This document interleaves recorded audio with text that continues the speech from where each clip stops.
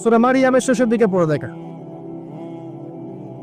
وقالوا اتخذ الرحمن ولدا لقد جئتم شيئا إدا تكاد السماوات والأرض يتفطرن منه وتنشق الأرض وتخر الجبال هدا। পড়েন অর্থটা। আসমান জমিন পাহাড় যদি এই কথা শুনে রিঅ্যাক্ট করতে পারতো, এরা চৌচির হয়ে যেত। এত বড় একটা কথা বলেছো তোমরা, ঈসা আলাইহিস সালামকে আল্লাহ পাক জন্ম দিয়েছেন, আউযুবিল্লাহ।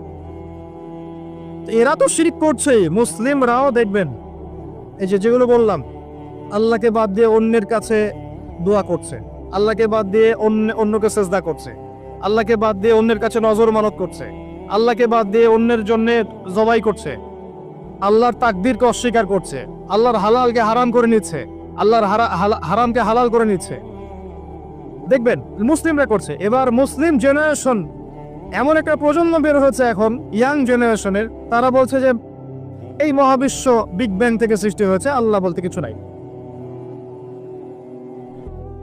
আপনি বোঝেন কি কারণে প্রতি হাজারে 999 পিপল জাহান্নামে কেন যাবে? কারণটা কি? শিরক। আর এই শিরকটা হচ্ছে আপনার চিন্তায়, আপনার কথায় এবং আপনার কাজে।